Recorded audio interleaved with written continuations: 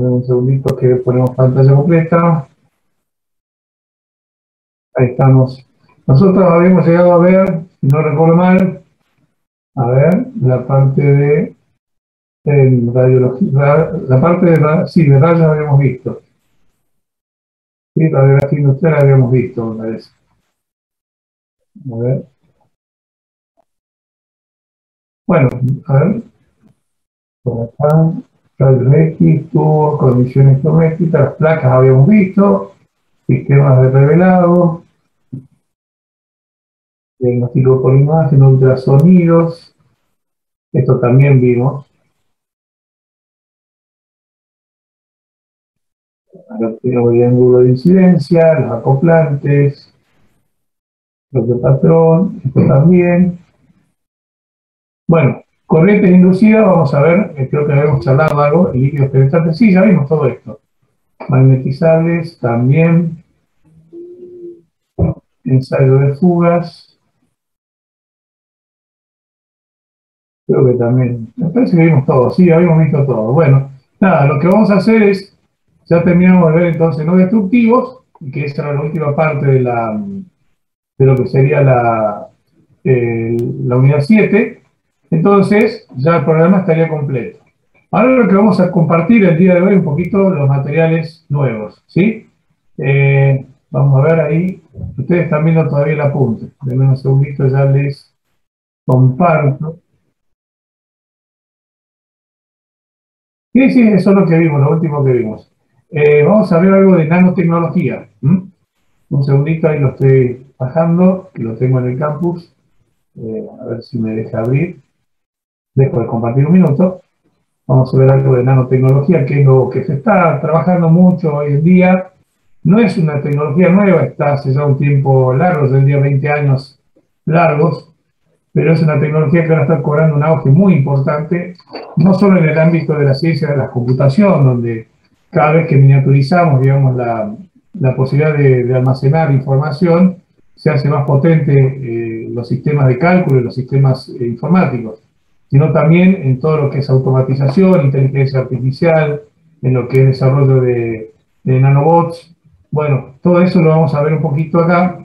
Déjenme ver acá, ya lo tengo listo la presentación, pero creo que hay un video también. Sí, después lo vemos, en realidad cuando hablemos de grafeno. En un segundito lo pongo en modo de presentación. No, lo dejamos acá para ver en presentación. Dejo de presentar. Ahora sí. Y vamos a poner para grabar, ¿cierto? No pusimos para grabar. Bueno, vamos a empezar ahora. Recording in No, la progress. computadora no, era Recording en la stopped. nube. Ahí va. Recording in Bueno, progress. iniciamos la clase del día de hoy, viernes 19 de noviembre de 2021, de materiales. Ya terminada la unidad 7, la clase pasada vimos ensayos no destructivos, la parte, digamos, de aplicaciones de campo y algunas tecnologías que se usan para hacer justamente el relevamiento de las propiedades de los materiales sin que sean deteriorados por parte del ensayo. Hoy vamos a compartir ya un bonus extra de la materia, que es digamos, materiales de tecnología nueva, entre ellos nanotecnología. Vamos a ver acá nanomateriales concretamente. A ver si me deja ahí. Ahí está, ¿se ve?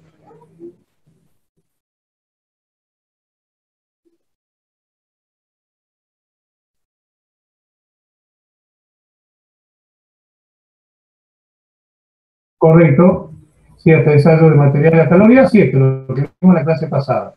Esto más que nada para que ustedes tengan un conocimiento de lo que ahora está en boga, digamos, digo, los países que tienen un desarrollo tecnológico importante están focalizando, entre otras cosas, en esta materia, en este tópico. Acá nuestro país está empezando a abordar este tema. Hay centros de nanotecnología en Buenos Aires, en algunas provincias del interior, y realmente es una disciplina muy, ¿qué pasó? Muy apasionante desde el punto de vista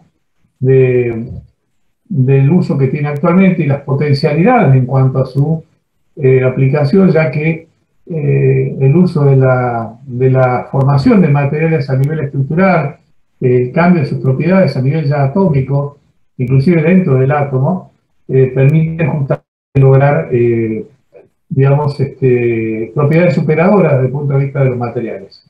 Denme un segundo que busque acá para poner, acá está, listo. Vista, presentación de documento, esta vista 25 era. Ahí está. Bueno, ¿se ve? Sí, ¿no? Sí, profe. Sí, se está viendo, profe. Bueno, nanotecnología. ¿Qué es nano? Nano ya sabemos que es un prefijo que representa un submúltiplo en el sistema internacional. En realidad, el sistema de ingeniería, cuando hablamos de prefijos y sufijos, hablamos de valores mayores o menores a la unidad en un valor conocido que generalmente está expresado en notación científica. La diferencia entre la notación de ingeniería y la notación científica es que nosotros usamos los prefijos. ¿Sí? En el cambio, la notación científica puede usar directamente el valor 10 a la, valor positivo o negativo de la potencia, pero esa es la diferencia en principio. En el caso de la nanotecnología, usa el prefijo nano, quiere decir que las unidades que estemos manejando, sea longitud o lo que fuera, la magnitud física de interés, va a estar en el orden de los 10 a la menos 9, lo cual es muy pequeño. Por ejemplo, una persona que tiene promedio, en realidad, no es mi caso, pero hay gente que supera el 1,80 m, o está cerca de los 2 metros. Fíjense que una hormiga tiene 1 centímetro, que es 10 a la menos 2 metros, o sea, la centésima parte del metro. Una célula tiene 20 micrómetros, quiere decir que es 20 por 10 a la menos 6, o sea, 20 millonésimas de parte del metro. Y un nanómetro es 10 a la menos 9, con lo cual es muchísimo más pequeño que el tamaño de una célula. Miren a qué nivel hemos llegado de manejar cosas. La humanidad digamos, ha progresado en cuanto a su conocimiento y a su desarrollo y ha logrado, digamos, manejar cantidades tan pequeñas como una porción mínima y microscópica de una célula, ¿no? A ese nivel estamos. Y un ribosoma, que es la parte estructural, el ladrillo, digamos, de una célula, son 25 nanómetros. Quiere decir que estamos manejando el orden ese, de un ladrillo de célula. El nanómetro son 258 átomos de carbono, por ejemplo. Si yo pusiera un átomo de carbono al lado del otro y quisiera materializar la medida de un nanómetro, es justamente 258 átomos de carbono, una cadena consecutiva de 258 átomos de carbono. Bueno, ahí podemos ver cómo se va miniaturizando, ¿no? De hecho, esto que ven acá, en la cabeza del fósforo está la hormiga, en la cabeza de la hormiga hay componentes de tipo electrónico, y como pueden ver, esos componentes logran igual funcionalidad que uno de tamaño normal, donde podemos palparlo y manejarlo y medirlo. En este caso ya prácticamente es imposible hasta de verlo, ¿no? Entonces, a ese nivel hemos llegado de miniaturización. Bien, el nanomundo, vamos a ver. Hay 3 grandes sectores desde el punto de vista de la nanotecnología. La nanoelectrónica, que es el campo de los desarrollos, digamos, de tarjetas y dispositivos tanto de control como de potencia, de sistemas nanométricos. La nanobiotecnología, que combina la ingeniería a escala nanométrica con la biología para manipular seres vivos o fabricar materiales que puedan lograr la biología de los seres vivos, ¿no? A nivel molecular. Por ejemplo, lo que llamamos nanobots, ¿sí? Los nanobots son generalmente robots de nivel, digamos, del orden de los nanómetros, que están diseñados para insertarse en un sistema biológico y formar parte de él sin tener ninguna alteración, formando, digamos, por ejemplo, parte de la cadena de ADN, ¿no? A ese nivel está el tema de los nanobots. O si quisiéramos combatir, en ese caso todavía está a modo de experimental, pero está en fase de desarrollo, este tipo de tratamientos para células cancerígenas, donde la idea es meterse dentro del ADN de la célula cancerígena y, por ejemplo, evitar su reproducción, o por ejemplo, evitar la formación, o estudiar, digamos, por qué aparecen este tipo de mecanismos, donde el mismo cuerpo se agrede a sí mismo a partir de alguna, no sabemos si falla a nivel de ADN, un estímulo externo. Bueno, hay diferentes factores que pueden propender a la formación de este tipo de células malignas en el cuerpo de cada uno, ¿no? está latente, pero bueno, depende de diferentes factores el que aparezca o no la enfermedad. Y cuando aparece, la idea es utilizar este tipo de tratamientos para evitar la propagación o disminuir o inclusive erradicar estas células. En cuanto a los nanomateriales, que es el ámbito que a nosotros nos atañe, quizás también la nanoelectrónica, ¿por qué no la biotecnología? Pero sí los nanomateriales seguro, se trata de encontrar con toda precisión la forma y a dimensiones de tipo nanoescalar de sustancias y partículas que pueden producir justamente materiales nanoestructurados. ¿Qué sería esto? Bueno, yo quiero construir un nanobot, tengo que tener materiales que puedan responder utilizando justamente materiales en ese orden, ¿no? No puedo traer un pedazo de, no sé, de cobre y insertarlo ahí sin haber hecho, digamos, toda una especie de tratamiento para lograr miniaturizar esos átomos de cobre, ¿no? Entonces, bueno, nada, se trata de eso, de miniaturizar los materiales para lograr construir aplicaciones. Estos trabajos tienen básicamente que utilizarse métodos comunes para medir y manipular estructuras muy pequeñas, por ejemplo, microscopios electrónicos que resuelven al orden de tipo nanoescalar. Bueno, la nanotecnología básicamente es el campo de la ciencia aplicada dedicado al control y manipulación de la materia a un nivel menor a un micrómetro, ¿no? Es decir, del orden de los átomos y las moléculas. Básicamente nos permiten fabricar materiales y máquinas a partir del reordenamiento de átomos y moléculas. Y uno dice, ¿yo puedo hacer una molécula, perdón, una máquina a nivel molecular o atómico?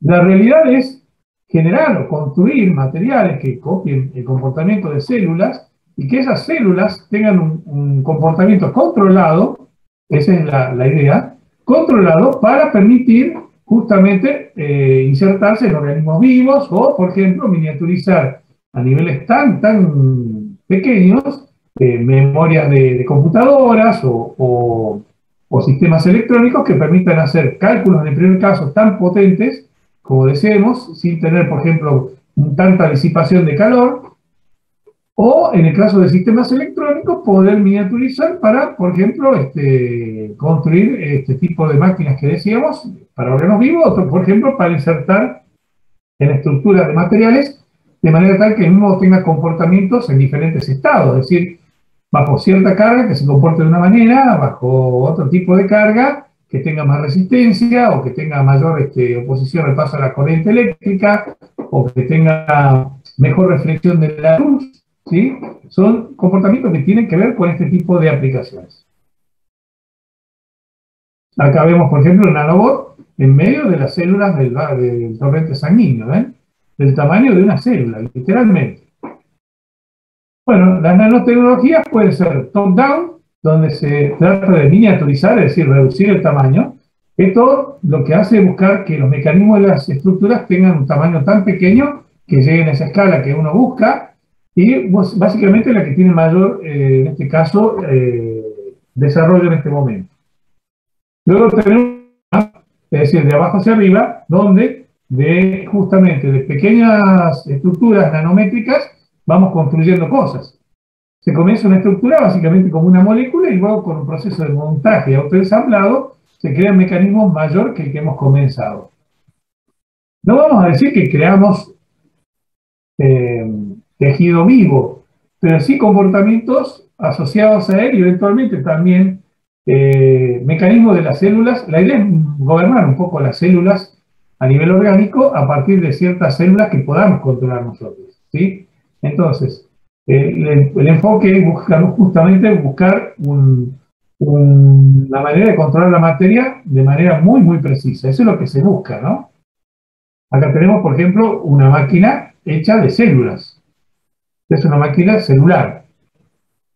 Acá hay otra. Acá lo tenemos. Mini máquinas son básicamente millones de átomos y pequeñas partes que tienen que acabar dentro de un clip y se miden en milímetros. Estas se pueden inclusive hasta ver bastante bien en microscopios, ¿sí? Las mini máquinas están entonces en el orden de los milímetros. Las micromáquinas constan de millones de átomos. Son partes de células coaguladas, por ejemplo, la izquierda y la derecha abajo, digamos, y un grano de polen. Entonces se ponen, por ejemplo, células de sangre coagulada con grano de polen para justamente lograr alguna alteración en el comportamiento. De hecho, acá ven como un engranaje, esto está hecho a partir de la célula, ¿no? Bien, estos serían micromáquinas. Está en el orden de los micrómetros, es decir, la millonésima parte del milímetro. Luego tenemos las nanomáquinas, que son cientos de átomos, máquinas completamente controladas por computadoras que van a medir, que van a trabajar digamos, en el orden de los nanómetros. Y después las máquinas cuánticas ya son del orden de los átomos, ¿sí? Y básicamente son pequeñas partes de átomos que tienen comportamientos controlados y se van a medir en Armstrong, ¿sí? El Armstrong es la, digamos, 10 a la menos 10 partes del metro. La nanociencia es el estudio de átomos, moléculas y objetos cuyos tamaños se miden dentro del orden del nanómetro, ¿sí? Son, digamos, justamente no solo el estudio de los fenómenos, sino también el estudio de diferentes situaciones que pueden haber a partir de justamente este hecho de lograr que podamos miniaturizar en ese orden los elementos. De 1 a 100 nanómetros, en ese orden estamos en la nanociencia. Y es diferente de las demás porque básicamente no podemos ver las propiedades, es decir, no hay forma de visualizar. Por ejemplo, yo prendo una luz, se refleja sobre una superficie y la puedo ver. O aprieto un resorte, se comprime, este va a poner más resistencia siendo comprimido que cuando está extendido y lo puedo medir. Ahora, en el caso de la nanociencia, se puede medir, pero no es visible, ¿sí? No se puede ver porque es a escala microscópica. Entonces tengo que usar ciertos postulados, como por ejemplo la mecánica cuántica y la termodinámica. ¿Conocen? Escucharon hablar de estas disciplinas, ¿no?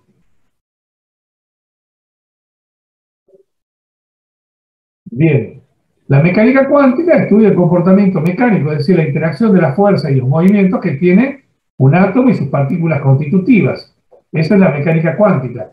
En cuanto a la termodinámica, es la ciencia que estudia el comportamiento de la materia a partir de su manifestación energética en la temperatura, ¿sí? En la cantidad de calor que tienen los cuerpos. Esa es la termodinámica. Bueno, en este caso, en vez de estudiar el material en su conjunto, se investigan con átomos y partículas o moléculas individuales.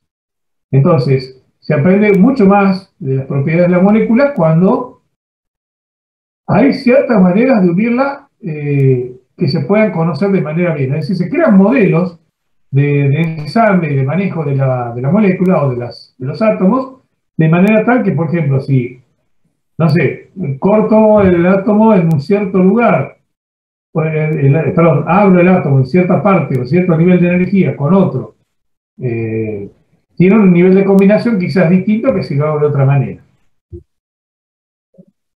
Bueno, Richard Feynman es el padre de la nanociencia porque él hizo, digamos, todo un estudio, un desarrollo a partir de esto de considerar la mecánica de los átomos como una mecánica distinta, entre comillas, del resto de la mecánica a nivel, digamos, macromolecular o físico, digamos, ¿no? Entonces, básicamente es quien hizo el desarrollo de la nanociencia. La nanotecnología básicamente estudia nanosuperficies en los biomateriales que pueden ser utilizadas dentro de la constitución de tejidos vivos, ¿sí? Lo que se hace es manipular parte del tejido, digamos, como tejer en el mismo partes adicionadas de manera intencional, que pueden ser artificiales o orgánicas, o pueden ser, digamos, alteradas, inclusive orgánicas alteradas, de manera tal que puedan tener un comportamiento diferente, ¿no? Por ejemplo, en caso de regeneración de órganos, la idea es crear como una impresión tipo 3D diferentes órganos que vayan a ser armados desde el punto de vista, utilizando, por ejemplo, células de animales que puedan ser manipuladas y que luego compatibles con nuestro organismo, eventualmente puedan ser sustituidas y, por ejemplo, venir a complementar la donación de órganos. Muchos órganos no se consiguen, las personas se mueren, y entonces eventualmente se puede, por decir de una forma, imprimir en 3D un órgano con material biotecnológico y lograr la funcionalidad de un órgano normal. Ejemplo, el corazón, ejemplo, el hígado, como repuestos de una máquina, literalmente. Entonces, lo que buscan es justamente eso, estimular y cambiar, digamos, órganos que están enfermos a partir de construcciones externas a un organismo vivo y luego insertarlo en él para que cumpla la misma funcionalidad. También puede ser aplicado a casos de instrumental médico. Por ejemplo, catéteres que no deben adherirse a la superficie entre las que se deslizan, ya que otros, en el caso de otros, se tienen que sí adherir en el fondo o a fondo para tratar de reparar tejidos averiados. Por ejemplo, huesos rotos o piel quemada, ¿sí? Se tiene que insertar y tiene que eventualmente soldarse a la piel anterior, lo cual es un problema porque a veces el organismo tiene rechazos, digamos, a este tipo de situaciones, con lo cual se logran, por ejemplo, en este caso, tejidos que puedan suplantar la piel lesionada sin necesidad que, digamos, se integre a nuestro organismo, sino que eventualmente vaya como construyendo una reparación abajo de esa coraza que le ponemos para que nuestra piel se regenere sola. Bueno, de rápido, métodos, por ejemplo, con lo que se busca también con la nanotecnología, desarrollar métodos de análisis y tratamientos muy rápidos. Por ejemplo, la fibrosis cística, que es una enfermedad pulmonar muy debilitante, se puede confirmar con pruebas genéticas, pero es caro y lleva mucho tiempo. Hay un proyecto en la Comisión Europea que ya está bastante avanzado, preparando mejores y más rápidos métodos utilizando estudios de ADN en formato de chip. Es decir, sacan una muestra de ADN, se analiza el mismo y se puede predecir la formación de esta fibrosis quística a partir de modelos desarrollados en escala nanométrica. Estos métodos sirven, digamos, como justamente un análisis o una forma de diagnóstico más rápida para descubrir la aparición de estos genes defectuosos y realmente hacer un cambio en él, ¿sí? Antes de que se desarrolle. Fabricación molecular. En el caso de la fabricación molecular, básicamente los productos usan el átomo, es decir, el átomo es como la matriz. A ver, es como si yo fuera a construir en mi casa y quiero modificar partes de ella. La coraza eventualmente puede ser la misma, o sea, mi casa sigue siendo igual desde el punto de vista externo, el átomo, en este caso el átomo, bien digo, puede llegar a seguir siendo el mismo, pero eventualmente, internamente tiene otra funcionalidad porque hice algunos cambios, ¿sí? Las propiedades de estos productos van a depender de cómo esos átomos son instalados o ubicados. Si, por ejemplo, ubicamos el átomo de grafito, en el caso que es el átomo de carbono que constituye un lápiz, podemos lograr hacer diamantes. Es decir, si yo reubicara de manera ordenada la misma cadena que forma el lápiz, la mina del lápiz, de manera de lograr la misma geometría y la misma estructura de un diamante, puedo replicarlo, porque son átomos de carbono. O puedo lograr pastillas para mecanizar, digamos, herramientas, porque son carburos, ¿sí? Entonces, si reubicamos los átomos de arena y agregamos algunos elementos adicionales, podemos hacer, por ejemplo, chips de computadora. Si reacomodamos los átomos de la tierra, el agua y el aire, podemos hacer plantas, y así. Esa es la idea.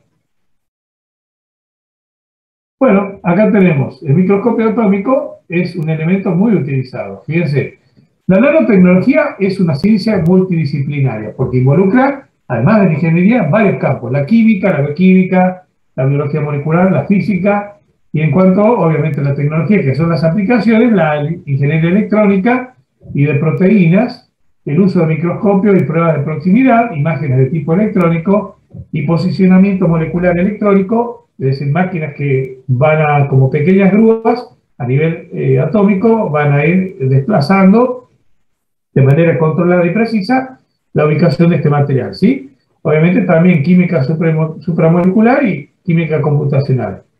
También hay nuevos esfuerzos hoy para involucrar más áreas y lograr nuevos desarrollos. Ahí está el microscopio atómico. Miren qué complejo que es. Viene acá, obviamente, el bombardeo para poder separar el átomo de sus componentes y luego tengo acá una brida para sistemas de visión o sistemas computarizados para luego hacer el análisis a partir del comportamiento que puedo observar dentro de esta cámara, ¿no? Bueno, tenemos los avances. Por ejemplo, transistores orgánicos que actúan como sensores. Por ejemplo, para los marcapasos, ¿no? O para otras situaciones. Por ejemplo, gente que tiene impedimento de motriz, que la parte justamente nerviosa que hace la impulsión de ciertos órganos está bloqueada o está, digamos, fuera de servicio de manera permanente. Entonces pueden lograr, a lo mejor, reemplazarse algunos neurotransmisores con transistores orgánicos. Nanopartículas para la visión nocturna, nanopartículas liposomales para matar tumores, chip de memoria inalámbrico para, por ejemplo, aplicaciones neurológicas, chips insertados en el cerebro.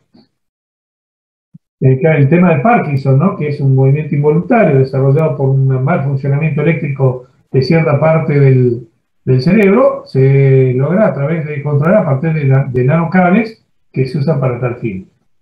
Nanotecnología aplicada al petróleo, por ejemplo, para sumergir robots, microbots dentro del torrente que se inyecta un pozo de petróleo y hacer mediciones a nivel real de la estructura del pozo y luego modelizarlo. Es muy importante para comprender el comportamiento que tiene el fluido cuando se moviliza y evitar, por ejemplo, evitar daños en el pozo, roturas en el pozo o malas operaciones, ¿sí? También la nanotecnología aplicada para hacerle filtros de pantalla, para justamente defender de la radiación ultravioleta del sol, la piel, y de alguna forma, de acuerdo a la hora del sol, a la hora que estamos en el campo, digamos, a la posición en la que estamos, se puedan reubicar como pequeñas pantallas defendiendo cada una de las partes de la piel sin que ésta sea quemada. Nuevos materiales plásticos capaces de atraer y repeler el agua y que también puedan degradarse.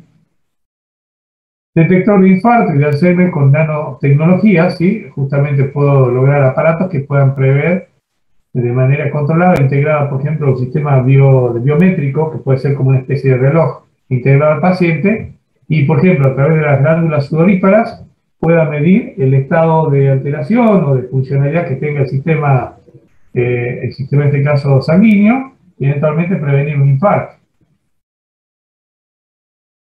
La biotecnología copia en realidad propiedades de la naturaleza, es decir, propiedades biológicas, que se aplican justamente a herramientas tecnológicas más evolucionadas. Pero también a la inversa de lo que ocurre con sistemas vivos, las computadoras parecen aumentar su inteligencia a medida que aumentan la miniaturización, es decir, que disminuyen cada vez más su tamaño. Por ejemplo, en el caso de sistemas electrónicos, vamos de válvulas, transistores, circuitos integrados, microchip, hasta nanotransistores. Y en los sistemas biológicos vamos a ir desde sistemas orgánicos, pasando por órganos, tejidos, células, hasta átomos y moléculas. Los nanotubos de carbón son fibras muy fuertes, son parientes del diamante. Un solo nanotubo es de 100 a 10 veces, perdón, de 10 a 100 veces más fuerte que el acero por peso por unidad y poseen propiedades eléctricas muy interesantes. Acá están los nanotubos, digamos, de carbono. Se hicieron en primera... Su aparición le hicieron en el año 91 y eran de múltiple pared. Luego se desarrolló un nanotubo de pared única y ahora se tienen fibras nanoscópicas constituidas por carbono y con forma regular y simétrica. Acá podemos ver una imagen de un nanotubo. Bueno, nanosoldadura para nanotubos. Acá tenemos, por ejemplo, justamente la vinculación de dos nanotubos y poder hacer un conducto que antes estaban separados y ahora se transforma en un conducto tipo X para permitir dos vías de paso. Utilizan radiación y calor para crear esas uniones soldadas. En el caso de la construcción de máquinas, la nanotecnología investiga la construcción de máquinas hiperpequeñas. Básicamente en esta ilustración vemos un mini submarino que explora el interior del cuerpo humano. Bueno, hay una película inspirada en esto, donde se miniaturizaba una persona y entraba en el órgano de otra persona, digamos, para poder justamente explorar una enfermedad que la estaba acuciando. Y el problema de esa película era que tenían temporizada la nanominiaturización, con lo cual tenían que salir rápidamente del cuerpo, ¿no? Básicamente sí, es una película de ciencia ficción, pero hoy en día tiene una cierta viso de realidad porque se hacen pequeños submarinos autónomos que permiten navegar, por ejemplo, por órganos y por el torrente sanguíneo. Las aplicaciones.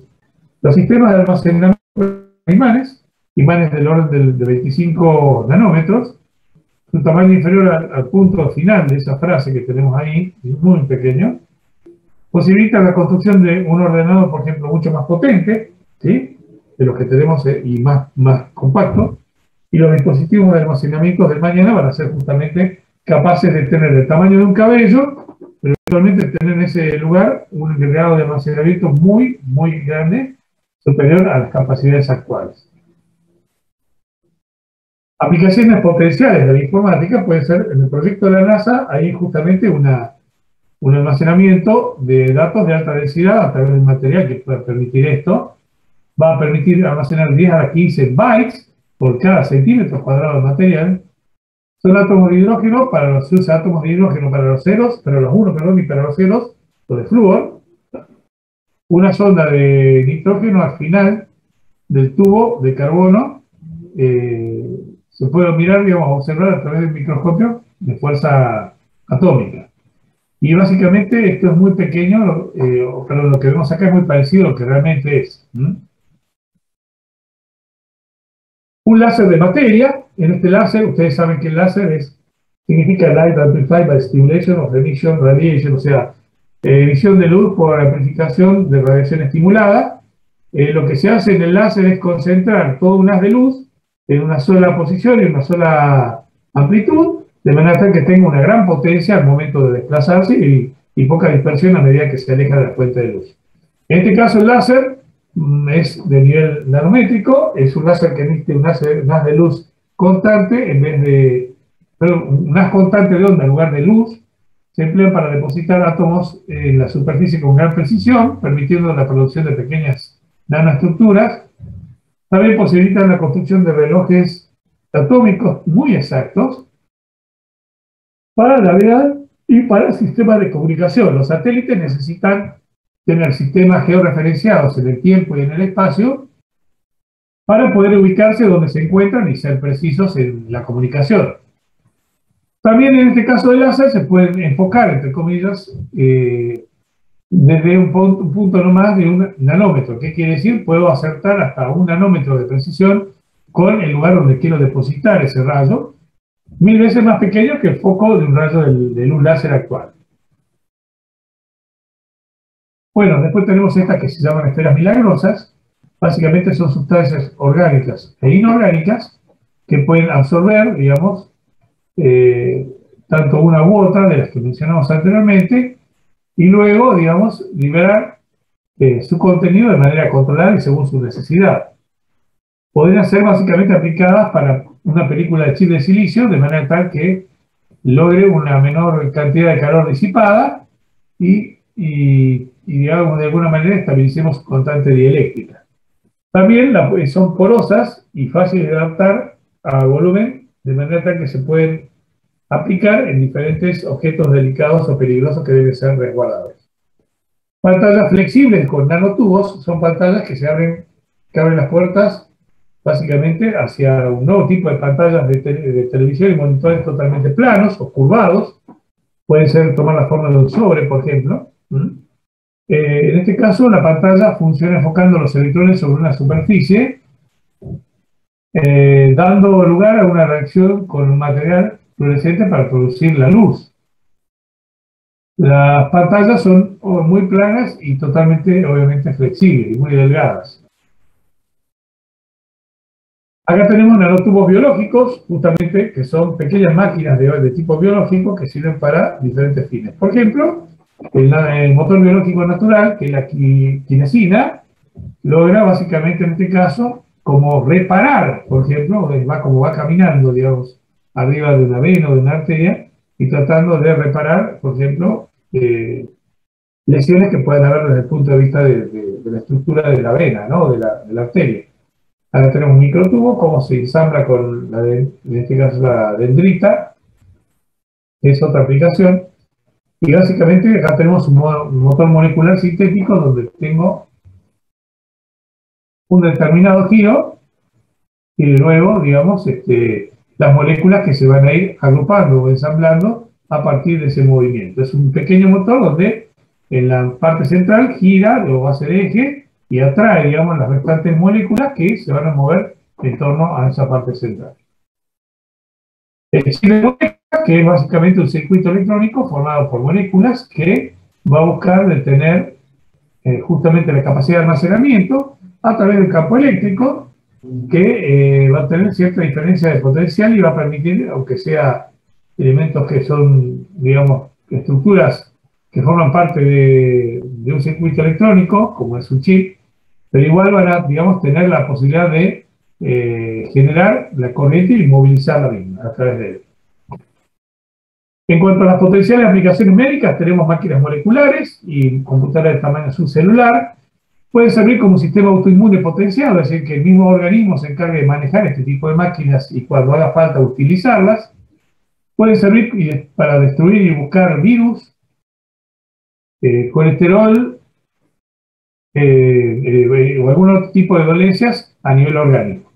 También permite o elimina la necesidad de intervención quirúrgica y borra ciertos procesos de envejecimiento. También puede servir como sistemas inteligentes esto es para sistemas militares, potenciales aplicaciones militares no compartidas. O sea, no está muy claro esto porque son secretos militares de Estado y muchas veces no se accede tan fácilmente a estos proyectos, pero por ejemplo pueden ser dispositivos inteligentes para hacer espionaje, armas biológicas y químicas computarizadas, armas suficientemente inteligentes solo como para matar soldados y no civiles, o escudos de defensa activos.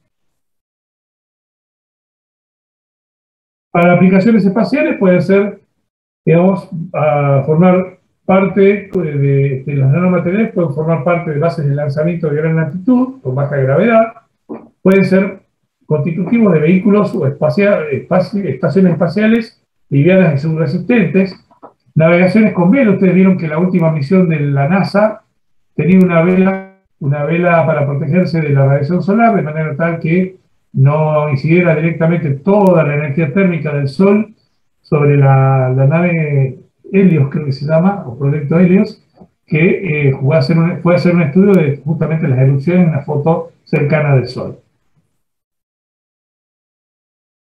¿Qué más?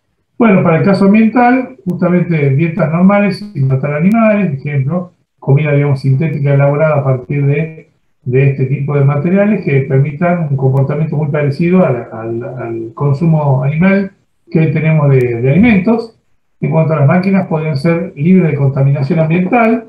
También tienen materiales con estructura de diamante que permitan el reemplazo a los actuales materiales en cuanto a maquinado u otras cosas.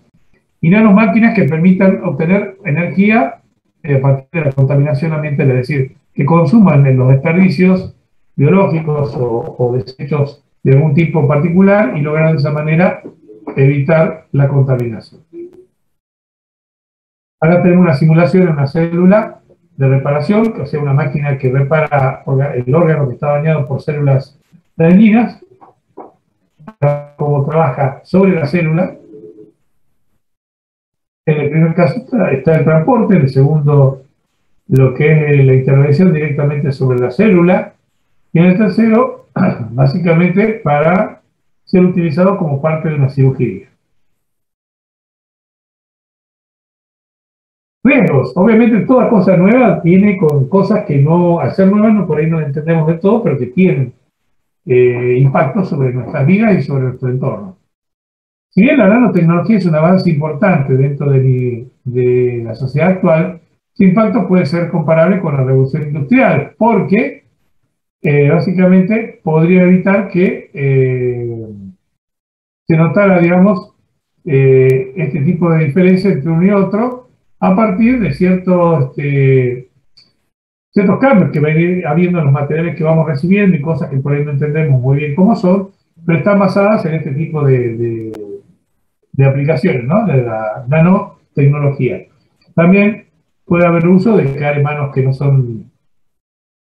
son santas, puede haber desequilibrio social por nuevos productos o formas de vida, ¿m? Puede haber posible causa de una nueva carrera de armamento entre países que compitan, puede haber daños medioambientales colectivos por productos que no estén regulados, y una sobreexplotación de productos baratos puede ocasionar un importante daño al medio ambiente. También puede producirse, digamos, una situación de mercado negro de la nanotecnología o la ilegalización de la misma, aumentando otro tipo de riesgos, ¿no? Bien, ¿se entendió un poco lo de la nanotecnología? ¿Consultas? Sí, profe, todo bien. Te voy a compartir el video del grafeno, un video creo medio de 9 minutos. En un segundo, creo que sí. A ver, vamos a dejar de compartir, están viendo ahora. Ahí vemos el videito, ¿sí? ¿Se ve? Sí, sí. ¿No? Bueno, ahí Con va. esto fortuito se ha Bien, ahí vamos.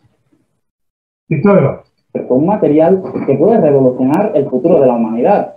Si no conocías el grafeno, te aseguro que no lo olvidarás. El grafeno es un material que proviene del grafito, el mismo con el que se crean las minas de los lápices. Y como la mayor parte de descubrimientos, el grafeno apareció casi por casualidad. Resulta que para obtener el grafito más puro, los investigadores solían pegar una cinta celo y arrancarla. Hasta que un día uno de ellos decidió analizar qué restaba en esta cinta. Y al verlo, se dio cuenta de que ahí yacía un nuevo material compuesto por átomos de carbono e hidrógeno ordenados en forma de panel de abeja, lo que hace que tenga unas impresionantes características.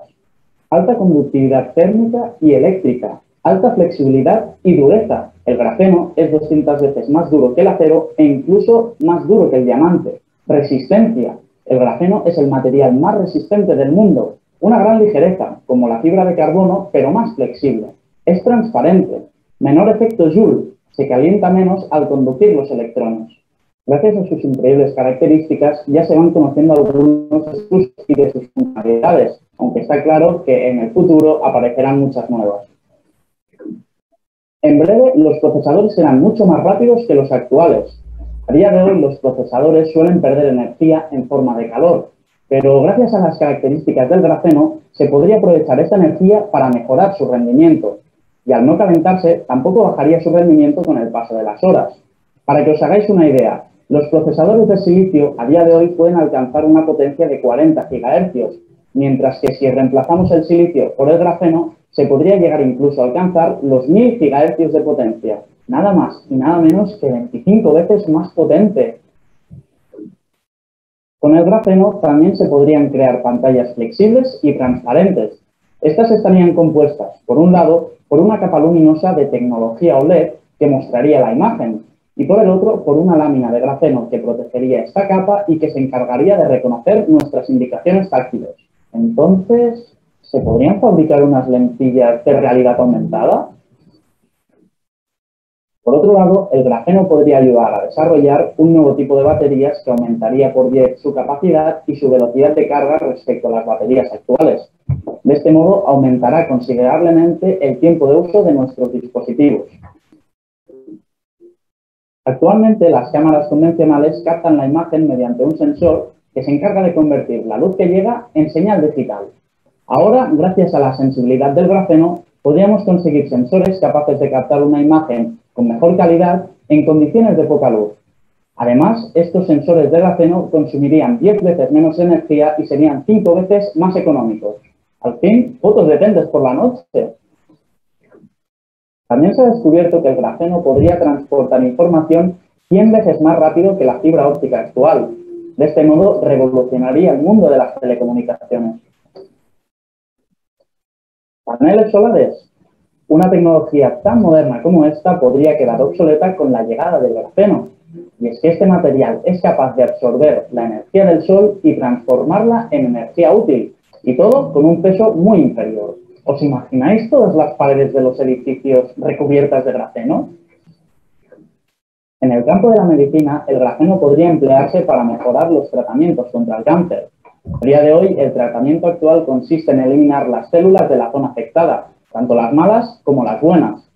Pero con la ayuda del grafeno se podrían eliminar únicamente las células malignas y por lo tanto se lograría un tratamiento menos agresivo. Por otro lado, en el terreno de la biotecnología, se podrían hacer implantes que sustituyan a los tejidos dañados. Dado que una de las características del grafeno es que es conductor de la electricidad, este sería el candidato perfecto para reemplazar los circuitos dañados. Por lo tanto, se podrían realizar implantes de retina que devuelvan la vista a los pacientes que la hayan perdido. Y si todo esto no os ha parecido suficiente todavía, hemos dejado para el final una de sus mejores características. Resulta que unos investigadores de la Universidad de Manchester han podido comprobar que el grafeno se puede autorreparar. Vamos, que Superman, el hombre de acero, quedaría obsoleto al lado del grafeno man. Esto se debe a su composición de átomos de carbono e hidrógeno, los cuales se pueden encontrar en el aire. Y es que al sufrir una pequeña rotura, el grafeno buscaría por sí solo los átomos necesarios en su entorno. Sin lugar a dudas, cuando hablamos del grafeno hablamos de uno de los materiales más revolucionarios y que puede marcar el futuro tanto por sus increíbles características como por sus usos sorprendentes. De todos modos, hay muchas funcionalidades que todavía están por descubrir y que podréis conocer poco a poco en nuestra página web. Dicho esto, no olvidéis suscribiros. Bueno, muy bien. Sí, pueden seguirlo, calculo que está bueno. Cosa de... Sí, escucho. Dime. No, si se utiliza, el grafeno se está utilizando en las computadoras de servidores y todo lo que es, por ejemplo, minado de Bitcoin, lo están utilizando, ¿no? Se usa en lo que son simuladores de alta resolución para propósitos médicos, de ingeniería y lúdicos, ¿eh? En muchos parques hay simuladores donde, por ejemplo, te ponen una pantalla gigante, vos te subís y con sistemas hidráulicos y otros te hacen la sensación de que estás en un mundo virtual. Grafeno se aplica en la industria aeroespacial para lo que son digamos, las aplicaciones en la estación internacional. Se están construyendo varios dispositivos o elementos a base de grafeno, paneles, elementos de uso dentro de la infraestructura de la estación, ¿sí? El grafeno es un elemento muy útil, pero también el tema sería cómo trabajar un elemento que se autorrepara y que, por ejemplo, cuál sería su impacto ambiental, Por ejemplo, suponete que pasa igual que el plástico, que nos inundemos de grafeno. ¿Qué hacemos con el grafeno? ¿Cómo lo reciclamos? ¿Cómo lo recuperamos? Esos son los desafíos a preguntar, porque, digamos, cuando estudiamos los materiales, estudiamos sus características, pero después no sabemos, o muchas veces desde la ingeniería, cuando empezamos a utilizarlo, no medimos el impacto ambiental, no medimos las consecuencias sobre la salud, y después salimos corriendo a buscar parches para tratar de suplir este tema. Nos pasó con el plástico, ya lo vemos, es un problema muy grande. No nos debe pasar con los nuevos materiales, debemos prever estas cosas, ¿sí? Entonces, esto es un tema que ustedes tienen que pensarlo también desde su formación. No solamente la evolución y la innovación, que está muy bueno, sino el reciclado y el impacto que pueda tener tanto a nivel ecológico, a nivel, digamos, ambiental, como en el nivel salud, De hecho, por ejemplo, en el tema del plástico hay como dos escuelas bien divididas. Uno, por ejemplo, la aplicación de alimentos, ¿sí? Todos tenemos, digamos, voy a decir la marca, pero tenemos contenedores plásticos, tenemos bolsas donde almacenamos alimentos, y hay como dos escuelas. Una escuela que dice que el plástico no afecta a la salud porque es inerte, y otra escuela que dice que sí impacta a la salud. Hay algunas películas, videos, por ejemplo, hubo un estudio donde se hizo un análisis de bebés que fueron alimentados con biberón de plástico y otro grupo de bebés que fueron alimentados con biberón de vidrio. Aquellos que tenían fueron alimentados con biberón plástico, en ese documental, que tenían una visión parcial, quiero aclarar, hay que ir a fondo para entender bien la información. Pero él presentaba, así como desde los materiales presentamos las propiedades, en este caso ese documental quería presentar todo lo nocivo que es el plástico. De hecho, tiene sus partes malas y lo estamos viendo. Pero ahí la información que daba era que los bebés que habían sido alimentados con biberón de plástico tenían más propensión a la esterilidad o a la formación de ciertas enfermedades que los otros. ¿Sí? El caso, por ejemplo, cuando uno usa bandejas para calentar el alimento, ¿sí? Había también en una escuela, ahora parte de esa parte de la escuela que dice que es mala, dice que es cancerígeno. Cuando uno calienta y activa transfiere átomos del plástico al alimento, y eso no es natural y empieza a sustituir los átomos del alimento o a ingresar con el alimento y entrar en nuestro organismo. Y hay otra parte, digo esto porque yo trabajé en la industria plástica y tuve que leer estas publicaciones, que dicen que no, que es neutro, porque a pesar de que, digamos, se calienta y sufre cierta degradación, ustedes saben, los termoplásticos tienen la propiedad habitualmente de adaptarse, digamos, a la temperatura y no tener, digamos, más que un cambio geométrico. Bueno, y así. Depende cómo uno se ubique de qué lado de la escuela, va a encontrar voces que dicen que están mal, y obviamente lo vemos en el ambiente más que en la salud, y otras que dicen que está bien, que no hay problema, ¿sí? Bueno, esto es lo mismo, ustedes tienen que analizar a fondo la información, yo les presento la información en la materia, el día de mañana a ustedes les va a tocar enfrentar alguna aplicación o desarrollar cosas, y tendrán que ir a fondo para entender las propiedades mecánicas, eléctricas, dieléctricas, y ese entender las propiedades está el desafío de también entender el impacto. ¿Qué pasa si yo el día de mañana estoy inundado de grafeno y quiero cambiar y transformar o cambiar su forma o recuperarlo en otro modo? ¿Cómo lo hago?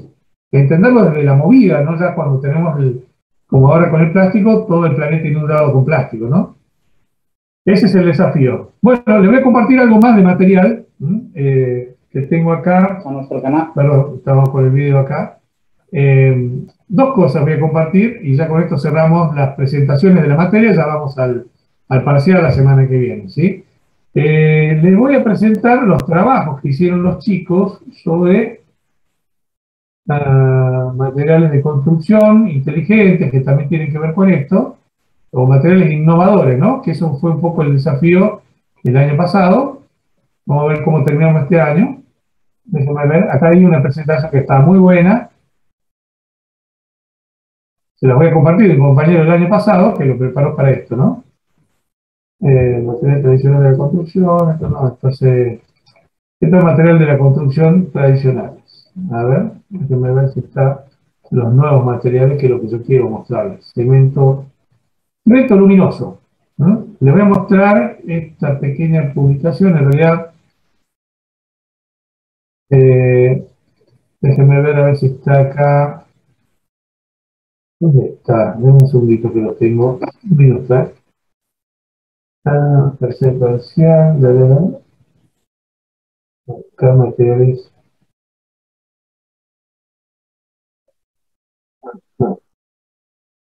No, me lo mandaron por correo, ahora me estoy acordando. Denme un segundito que ya lo tengo acá. Un minuto, a ver. Espera, materiales innovadores. Ahí se me puso un mail acá que se abrió. Bien.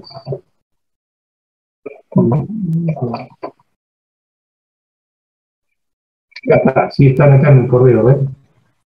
Trabajos prácticos, acá voy a compartir uno, Elizabeth. No me acuerdo la calidad de cada uno, pero lo voy a compartir para que vean. A ver, un segundito, si lo puedo bajar, si me deja bajar. Claro, no lo subieron al campo, lo mandaron por correo. Y acá está. Dejamos acá. No sé por qué no me deja descargar, lo va a descargar acá. Ahí está. Bueno, ya lo tengo. Bueno, nada, la idea es presentar un poquito rápido, de manera muy breve, justamente esto que está también, no solamente ya a nivel tan avanzado de ingeniería como el que estuvimos viendo, sino a nivel básicamente ya de la vida diaria. Hay materiales, como les decía, que sirven para almacenar energía, otros que se autorreparan. Vamos a ver, compartir el trabajo de esta compañera que el año pasado presentó, no sé si se ve. Bueno, lo detuve, perdón, no se ve. Sí, no, porque lo corté, no me di cuenta. Ahí se ve, ¿no? Me imagino. Este es el trabajo práctico que presentó para lo que son materiales innovadores de la construcción. Vamos a ver acá, bueno, buscaba presentar para justamente trabajar conocimientos que hemos desarrollado el año pasado. Por ejemplo, tenemos madera translúcida.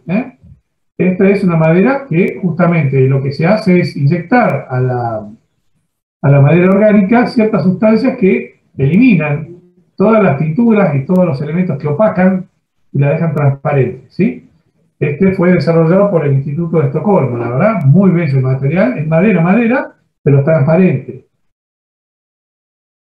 Bueno, translúcida, no transparente. El material básicamente lo que hace es eliminar la lignina, que es el polímero natural presente en todas las paredes de las plantas, y eso da una madera blanca, pero no la convierte totalmente transparente, ¿sí?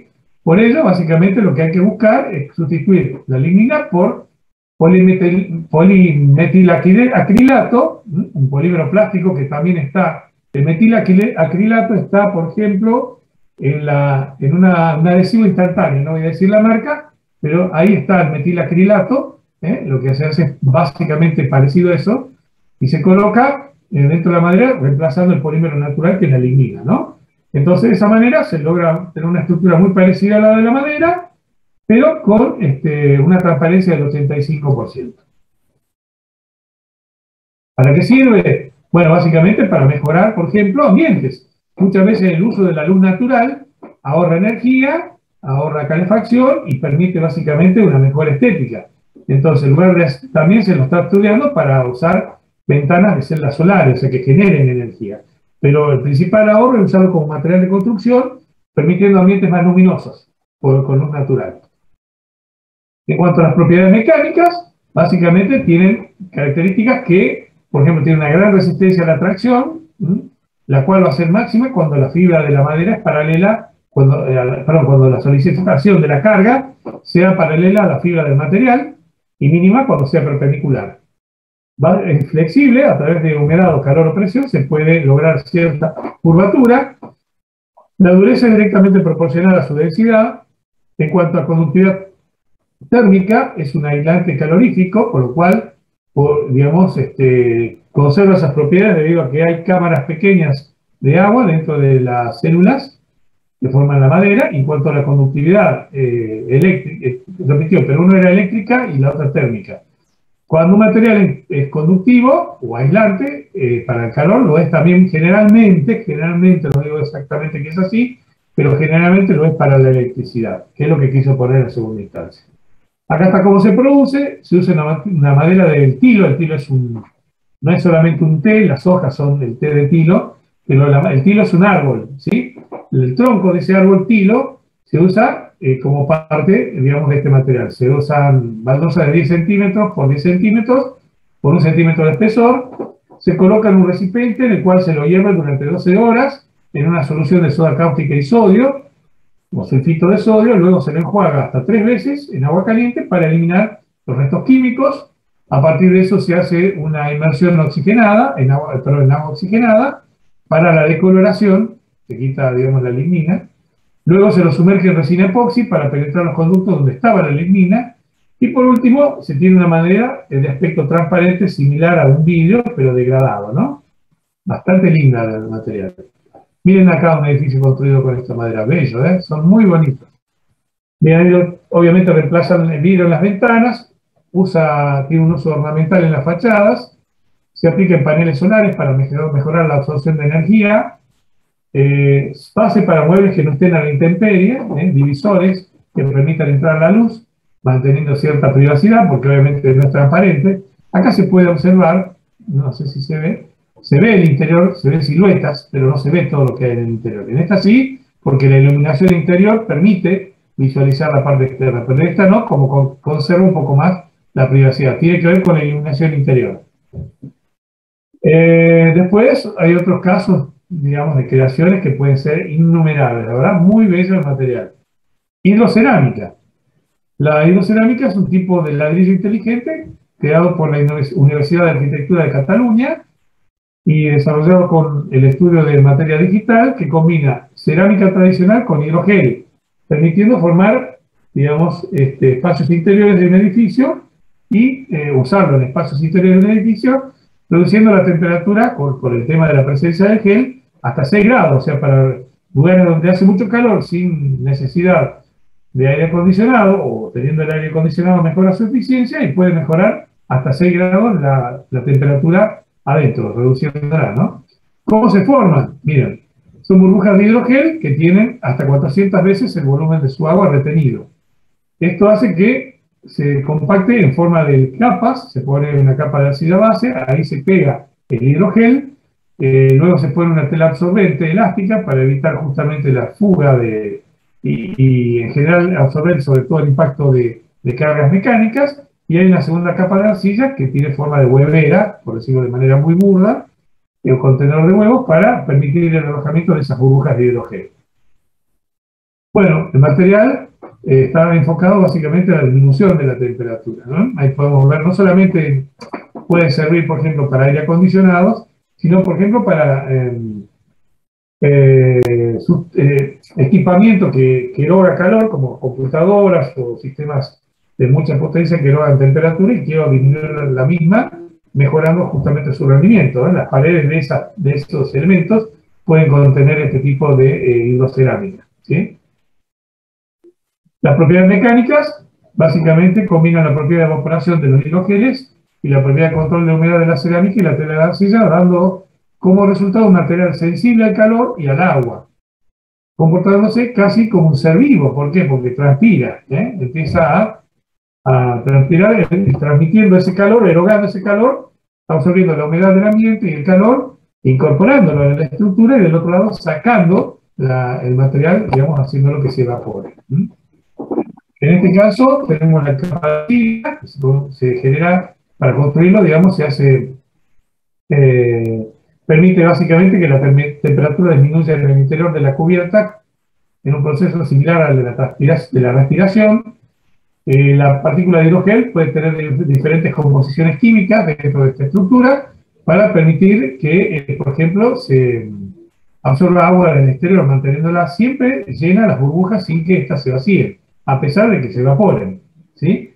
¿Cuál es la estructura? Bueno, acrilarato de hidroxetilo, acrilamida, óxido de polietileno, entre otras, para formar justamente esta partícula de gel. La tela absorbente está formada por partículas, digamos, de fibras orgánicas, o pueden ser fibras también plásticas, que ayudan al proceso de retención del agua. La segunda capa de arcilla perforada, básicamente tienen la finalidad de retener mecánicamente las burbujas de hidrogel y formar justamente una especie de capa separadora para permitir la refrigeración. Y un sistema eléctrico, si fuera el caso, la hidrocerámica también puede usar un sistema de bombeo de agua para permitir la activación del proceso de enfriamiento de los edificios bajo ciertas circunstancias. Acá tenemos el material, ven, en este tipo de aplicaciones, en lugares de mucho calor, permiten hacer que el vapor interno caliente salga como una transpiración y renueva el ambiente manteniéndolo siempre húmedo, ¿sí? El BioMason. El BioMason es un ladrillo formado en el año 2012, digamos, como una estructura que se utiliza para incorporar justamente en edificios a partir de corales. En realidad copia la estructura de los corales y forma una especie de cimiento en donde la temperatura y microorganismos del agua del mar, que es como funciona un coral, se mantiene térmicamente estable, ¿sí? La idea central era fabricar ladrillos para que sean plantados y crezcan en la tierra. Esa era la idea del BioMason. ¿Cómo se forma el BioMason? Emplea bacterias que hacen crecer, es decir, sedimentan su estructura en el ladrillo y van haciendo que este vaya cambiando de dimensiones, como un coral, igual que un coral. Entonces se emplean bacterias para que haya un crecimiento de esta estructura, de manera tal que produzcan materiales sin emitir gas de efecto invernadero y sin agotar recursos renovables. Esto usa nutrientes y minerales que se encuentran en cualquier lugar del mundo y pueden básicamente también consumir desechos industriales para formar este tipo de BioMason, ¿sí? En este caso es un producto que utiliza tecnologías metodologías de la biomimética, es decir, tratar de comportarse o adaptarse o aparecerse al medio ambiente, eso es la biomimética, y encuentran soluciones ecológicas que atienden las necesidades humanas mediante la emisión de procesos, emulación, perdón, o copia de procesos naturales. ¿Sí? Es parecerse a la naturaleza, básicamente. Eso es la biomimética. ¿Cómo se produce? Se producen a través de microorganismos y un proceso biológico-químico donde se cultivan las bacterias en arenas especiales, las cuales tienen nutrientes, nitrógeno y fuentes de calcio. Luego se los presenta en un molde a esa mezcla con el microorganismo en el interior que se va alimentando de una solución acuosa de manera tal que endurece ese ladrillo para lograr lo que hace falta sin necesidad de quemarlo. Si ustedes no saben, el ladrillo, que es un material muy utilizado, está hecho a base de arcilla, es una cerámica, digamos, la cual se cocina en un horno, se tiene que quemar. En este caso no hay combustión, por lo cual se consolida la arcilla, en este caso no la arcilla, el material, de manera natural. ¿Dónde se aplica? Bueno, distintas infraestructuras, fachadas, muebles y demás historias, ¿no? Bueno, y acá vemos tres materiales que son realmente interesantes. Yo les voy a subir la presentación de esta chica, que está muy bueno, y creo que vale la pena porque son algunos de los materiales, algunos hizo material cemento luminoso, que yo les comentaba, se utiliza mucho hoy en día para señalización vial, para elementos lúdicos.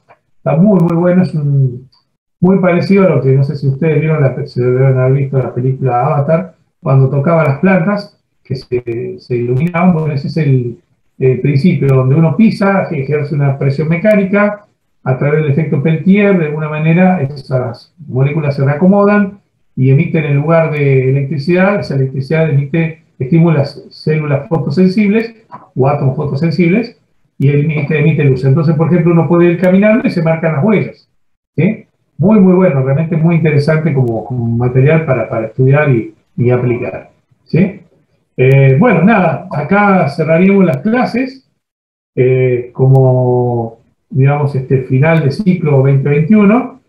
Nos queda todavía el parcial, que va a ser la semana que viene.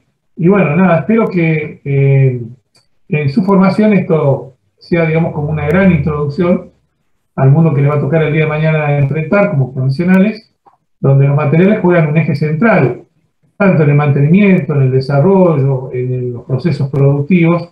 Los materiales lo son todo, ¿sí? Forman parte de cómo lo vamos a transformar, cómo lo vamos a producir, cómo vamos a hacer que se genere un valor agregado en ellos a través de procesos productivos o de servicios. Entonces, el desafío que ustedes van a enfrentar el día de mañana con lo que se llevan de esta materia es profundizarla, lograr que ella tenga, digamos, incidencia en la función que le toque cumplir. Ya le digo, yo soy diseñador mecánico de máquinas, pero la vida me llevó a hacer mantenimiento. El día de mañana ustedes se van a recibir de ingeniero electromecánico o industriales, con alguna especialización que pueda tener la carrera, pero vaya Dios a saber qué le toca en su vida profesional desempeñar. Entonces, en cualquiera de las funciones que les toque, chicos, los materiales son, digamos, justamente el eje central de un proceso de producción. Y son, digamos, justamente conocer sus propiedades, entenderlas y poder manipularlas a la perfección, es la misión y el propósito de un ingeniero.